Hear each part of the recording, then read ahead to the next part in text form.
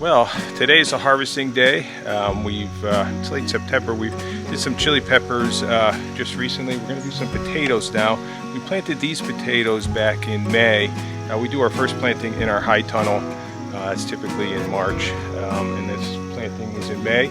And they've been in the ground ever since then. And we're going to start pulling some of those out. We pulled a few out so far. We kind of do it in stages, but we want to get these out before too long, because they'll start to get eaten by voles and things like that. So you end up digging up potatoes that have a bite out of them, which isn't too pleasing. A lot of times we'll cut that off. But anyways, we're going to get to harvesting, and let's see what we've got this year.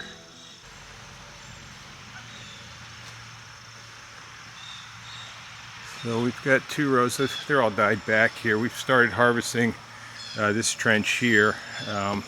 Just over in this area here we have, I think those are Kennebunk. These are red Norlands that we have growing in here. So we're going to harvest those first, get down to the end of that row, and see how well we did this year. Volunteer tomato, look at that. One volunteer tomato. I just let it go. Yeah, we tend to let the volunteers go, and they can be pretty productive. Yep.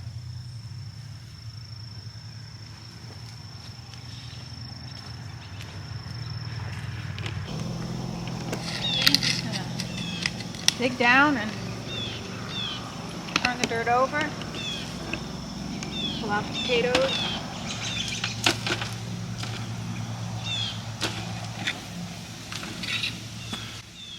Any ones that we end up hitting with the pitchfork, we'll eat those immediately. Yeah. Well, see, something got this one. That's why we try to get out here early. Something started eating it. So you'll see some of these poked a little bit above the surface. They have a green spot on them. You can see where it's got eaten out of. Green spots will just cut off. It's not as bad as everybody says it is, but yeah, you generally don't want to eat that part. We'll cut it off. We won't eat that.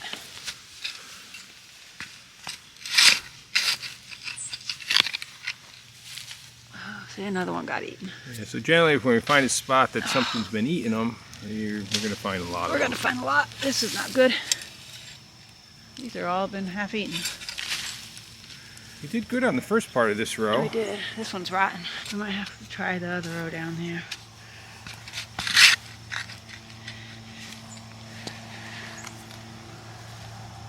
That one's good.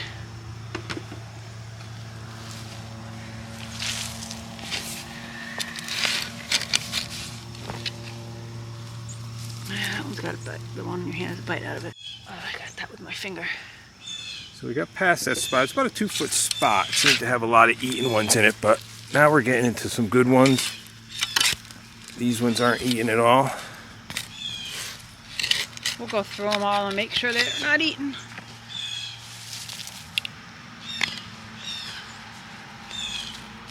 These are all still connected. Yeah, these look good. Pretty good.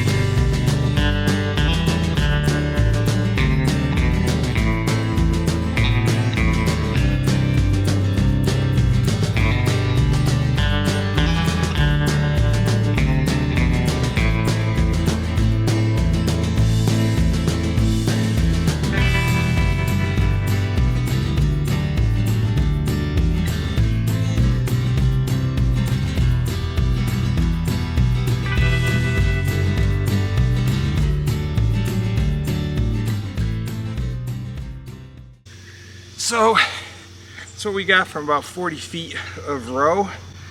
Pretty heavy. I'm sure it's about halfway at least 50 pounds. Yeah.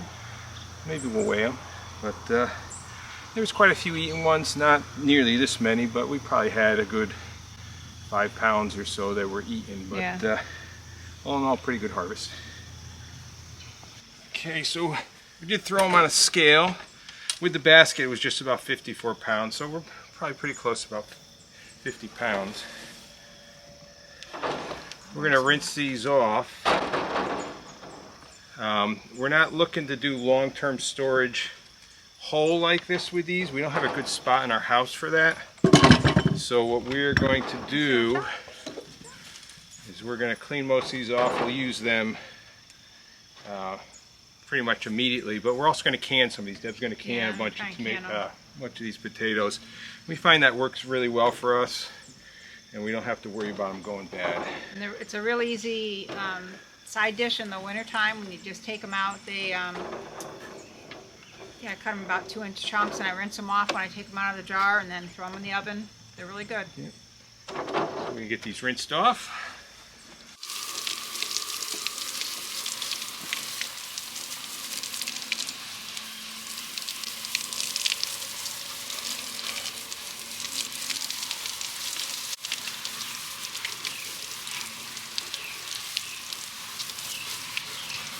A lot of people would probably throw away these little ones. We love these. These are great. We cook them whole.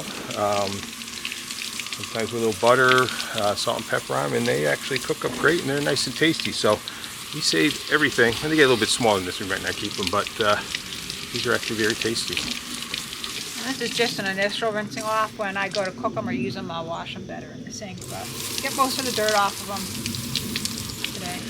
And again, we wouldn't do this if we were going to try to long-term store these in the basement or something like that. We would not be rinsing these off. We would just brush the dirt off of them. But we don't have a really good area in our house to keep them. They tend not to keep very well in our basement. So that's why we can a lot of these potatoes, and we'll keep a lot of the bigger ones sometimes if we're going to be able to use them in the next few weeks. So we got whole nother row in the garden, so we'll be harvesting those probably. And more in the greenhouse that we didn't even. Yeah, so we got more in the greenhouse. We got to figure out a way that we can long-term store them better. We may try some experiments with that this year, and we'll keep you posted on that. But for now, we're going to get these washed up. We're going to dry them off. Deb will start processing these next week, and some for dinner tonight. Yeah, and you'll probably end up with how many cans of did you do last year? Last year I did about 40. I'm hoping to do at least 50 this year. And that's quarts. We do quarts. Yeah, those I was doing quarts. And a wide mouth quart, I learned that the hard way because it's too hard to get them out of the top. But yeah. Okay, it's 2 days later since we've picked the potatoes, and today I spent the day doing what we can do to preserve them. I cut them into about, 1 to 2 inch size chunks, and I parboiled them and then got them in the quart-sized jars. The potatoes, because they're low acid food, they have to be done in a pressure canner, and the pressure canner holds 7 quarts or 22 pints. We did quarts today, so I did do 2 different batches because I can only fit 7 jars at a time in the canner. So this is one way that we preserve our potatoes. If you have any good ideas on how to preserve potatoes for long-term storage, leave us a note down in the comment section. We'd love to hear from you. And as always, thank you for tuning in today, and we hope all your days are sunny side up.